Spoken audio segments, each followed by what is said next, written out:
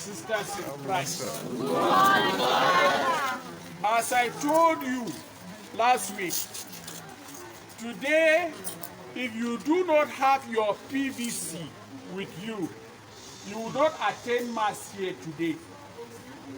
It's as serious as that. When I said it, some of you took it for granted as if we are joking. And as you know, the federal government has given deadline that at the end of this month, the registration will stop.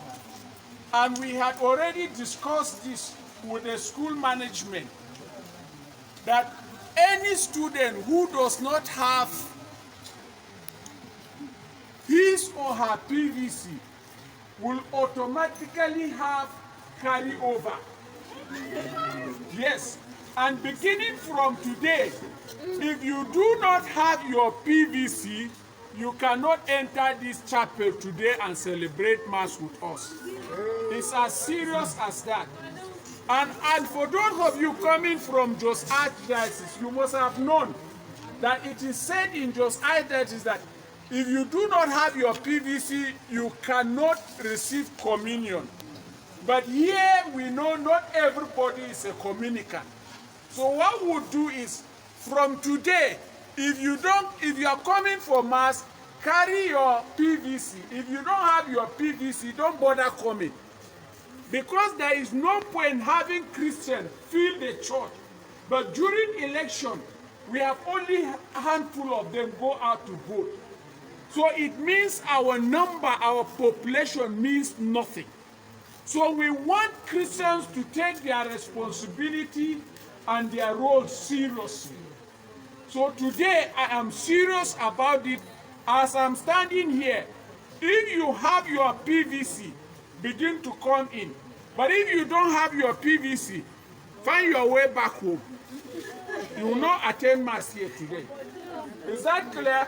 Yes. Those with your PVC, oh yeah, begin to come in. Oh yeah. Those who don't have their PVC, you begin to go back. I'm serious about it.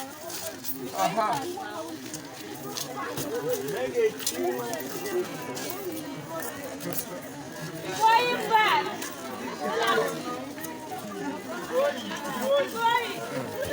Those who don't have PVC, oh yeah, go back home. If your number cannot add anything to Christianity, neither will your absence reduce anything.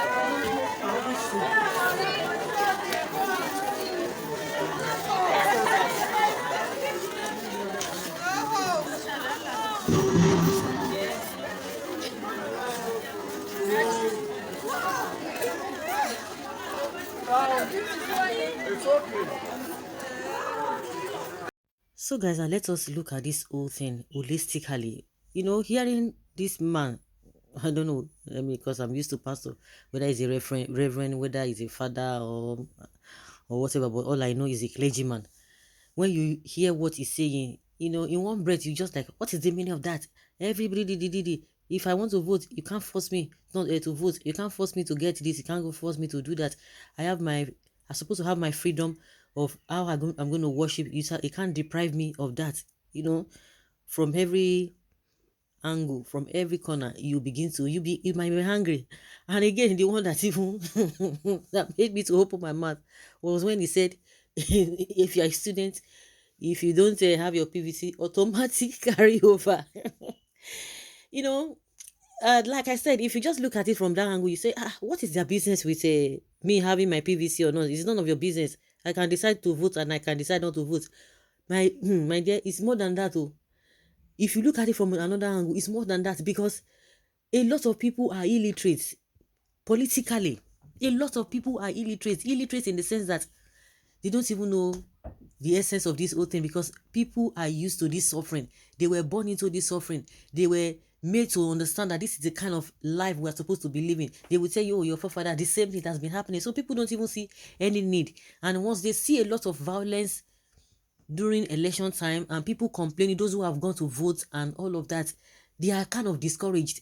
They will say you, oh, you that went to go and vote now, all of you shouted. At the end of the day, you you were under the sun. At the end of the day, nothing came out of it. So what is the essence of this whole thing? You know what? Even somebody has already told me that in the day of the election, that they will just sit down at home, they will just go and look for fuel to buy fuel, they will cook, they will eat. I say, hey, really? Ha. I say, of course, I understand, but this time around, it's not supposed to be like that. And that is why you see that the voters registration or the PVC is getting people are getting to know the importance of this whole thing. And that is one of the tricks that these politicians always use. Oh, your voters, they would make you to think that your votes do not count. Of course, in some places, but not in all places. You have to do your own part, because all these politicians, they cannot rig without having some things on ground. They will still have to have some numbers of votes before they can rig. So with that, and people always say, if you think your votes do not count, why is it that they pay? Why do they give people money? They know it does.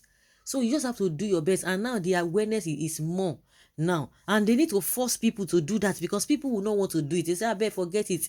Forget it. We will find another alternative in coping. We've been coping before now. Let politicians continue to do what they are doing. We will know how to sort ourselves. But it's affecting people. It is those who are alive that will be able to talk stories or say things that those who are not alive will not be able to say. A lot of people who have lost their lives now, what do you have to say to them? What do you have to say about them? They've lost their lives. They can't even say nothing. People have lost their life. People are still losing their lives. And if it is only on that note alone, it's something. A lot of communities, a lot of villages are suffering now. You can imagine, we're even talking of villages in our town, inside a town, proper town. It's not as if there's bush or around that they want to claim land, but they just came and nobody was kidnapped, nobody was adopted. They just went there and they keep. It was horrific. It was really barbaric. So what was the offense of those people? If we don't have right people in place, we will continue to see this kind of a thing. And at the end of the day, what did the government do? What did government do? They did nothing. They did nothing. Apart from that, they just talked about it. And the next thing they told us that it was a e-swap. Okay, what are you going to do? You don't know that they are e-swap. So what are you going to do? Nothing is being done. And we said it's going to be swept under the carpet. The federal government came to tell us that it was e-swap that did that. Then what are you going to do about it? They fold their hands. So everybody go and sleep. It was e-swap. There's nothing they're going to do about it. It's unfortunate. If we have the right people who are willing to do the right thing, we will not be talking about this nonsense. And that incident of Owo and the response of the federal government, it is really, really, it's even getting to me right now. Somebody just told us e-swap, and so what? Won't you go after them? Even the so-called helicopter that was shooting people, some of the villagers or villages in southern Kaduna, till today, what did you do?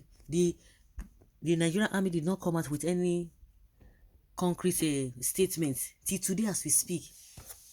So if we don't have the right people on board, at least if you can manage hunger, but you cannot manage if somebody is dead, that is the end of the whole thing. That is the end of the person. So if these people can go if it's to force you by force, go and get your PVC, because that the people just sit down at home. They after some nonsense people have taken over, you now begin to go and be praying what? And that is why you see that the prayers have not worked all this while, because we have our responsibilities and God has his own responsibility. So to me, I don't think it's a bad thing that this clergyman even did do. The man, he was so blunt. He was really, really blunt. So guys, let's know your thoughts on this. Thank you.